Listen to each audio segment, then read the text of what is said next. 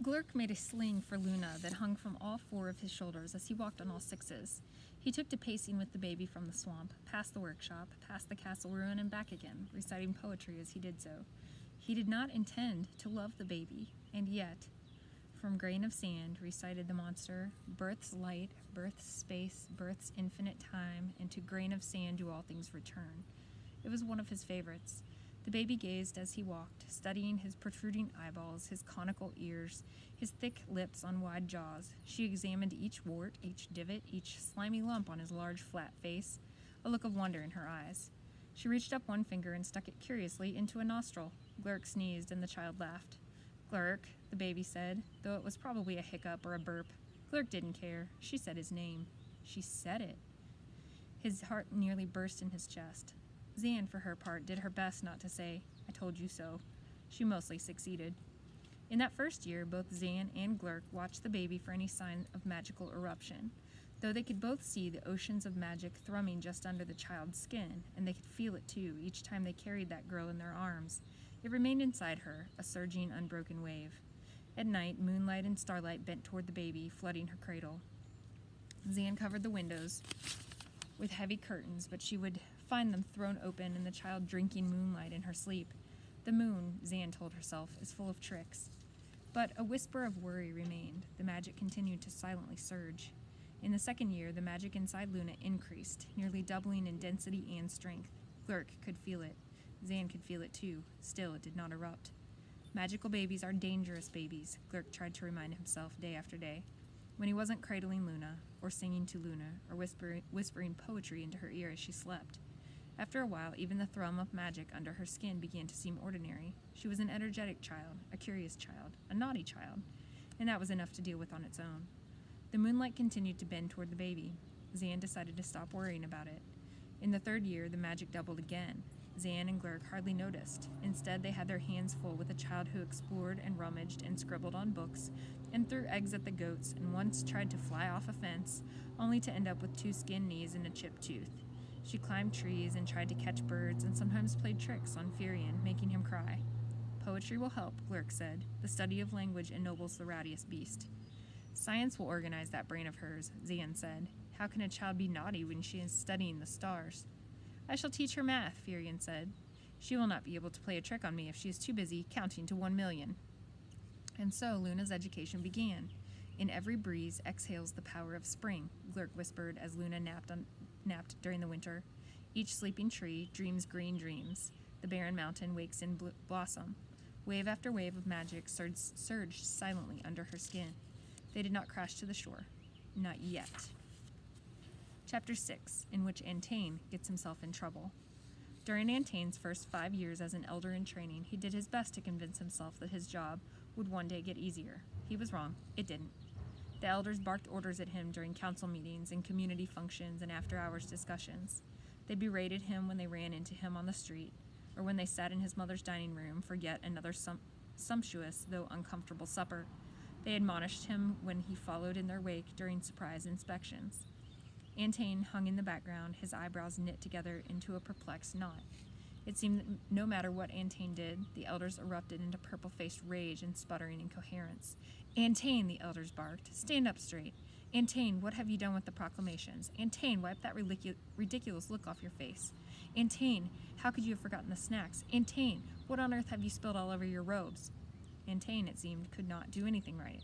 His home life wasn't any better. How could you possibly still be an elder in training? His mother fumed night after night at supper. Sometimes she'd let her spoon come crashing down to the table, making the servants jump. My brother promised me that you would be an elder by now. He promised. And she would seethe and grumble until Antain's youngest brother, Win, began to cry. Antain was the oldest of 6 brothers, a small family by Protectorate standards, and ever since his father had died, his mother wanted nothing else but to make sure that each of her sons achieved the very best that the Protectorate had to offer. Because didn't she, after all, deserve the very best when it came to sons? Uncle tells me that things take time, Mother, Antain said quietly. He pulled his toddler brother onto his lap and began rocking until the child calmed. He pulled a wooden toy that he had carved himself from his pocket, a little crow with spiral eyes and a clever rattle inside its belly. The boy was delighted and instantly shoved it into his mouth. Your uncle can boil his head, she fumed. We deserve that honor. I mean, you deserve it, my dear son. Antain wasn't so sure. He excused himself from the table, mumbling something about having work to do for the council, but really, he only planned on sneaking into the kitchen to help the kitchen staff, and then into the gardens to help the gardeners in the last of the daylight hours. And then he went into the shed to carve wood. Antain loved woodworking, the stability of the material, the delicate beauty of the grain, the comforting smell of sawdust and oil. There were few things in his life that he loved more. He carved and worked deep into the night, trying his best not to think about his life. The next day of sacrifice was approaching after all, and Antain would need yet another excuse to make himself scarce. The next morning, Antain donned his freshly laundered robe and headed into the council hall well before dawn. Every day, his first task of the morning was to read through the citizen complaints and requests that had been scrawled with bits of chalk on the large slate wall, and deem which ones were worth attention and which should simply be washed down and erased. But what if they all are important, Uncle? Antain had asked the great elder once. They can't possibly be. In any case, by denying access, we give our people a gift. They learn to accept their lot in life. They learn that any action is inconsequential. Their days remain, as they should be, cloudy. There is no greater gift than that. Now, where is my Zirin tea?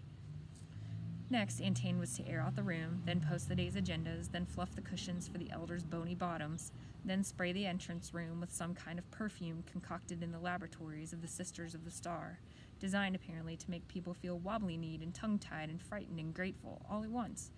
And then he was to stand in the room as the servants arrived, giving each one an imperious expression as they entered the building, before hanging up his robes in the closet and going to school. But what if I don't know how to make an imperious expression, Uncle? The boy asked again and again. Practice, nephew. Continue to practice. Antain walked slowly toward the schoolhouse, enjoying the temporary glimmers of sun overhead. It would be cloudy in an hour. It was always cloudy in the Protectorate. Fog clung to the city walls and cobbled streets like tenacious moss. Not many people were out and about that early in the morning. Pity, thought Antain. They are missing the sunlight. He lifted his face and felt that momentary rush of hope and promise. He let his eyes drift toward the tower, its black, devilishly complicated stonework mimicking the whirls of galaxies and the trajectories of stars, its small round windows winking outward like eyes. That mother, the one who went mad, was still in there, locked up, the mad woman. For 5 years now she had convalesced in confinement, but she still had not healed.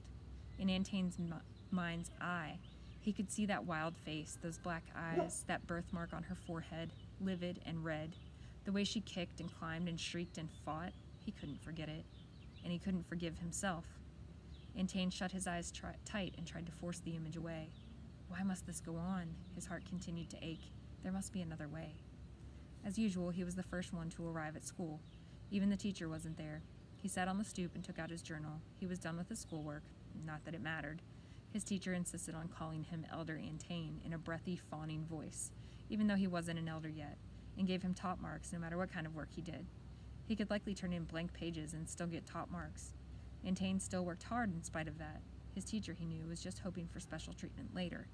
In his journal, he had several sketches of a project of his own design, a clever cabinet to house and neatly organize garden tools, situated on wheels so that it could be pulled easily by a small goat, a gift intended for the head gardener, who was always kind. A shadow fell across his work. Nephew, the grand elder said. Antain's head went up like a shot. Uncle, he said, scrambling to his feet, accidentally dropping his papers, scattering them across the ground. He hurriedly gathered them back up into his arms. Grand Elder Galen rolled his eyes. Come, nephew, the grand elder said with a swish of his robes, motioning for the boy to follow him. You and I must talk. But what about school? There's no need to be in school in the first place. The purpose of this structure is to house and amuse those who have no futures until they are old enough to work for the benefit of the Protectorate. People of your stature have tutors, and why you have refused such a basic thing is beyond comprehension. Your mother prattles on about it endlessly. In any case, you will not be missed. That was true. He would not be missed. Every day in class, Antain sat in the back and worked quietly. He rarely asked questions, he rarely spoke, especially now since the one person whom he wouldn't have minded speaking to, and even better, if she spoke back to him in return, had left school entirely.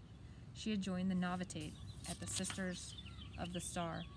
Her name was Athene, and though Antain had never exchanged 3 words in succession with her, still he mused her desperately, and now only went to school day after day on the wild hope that she would change her mind and come back.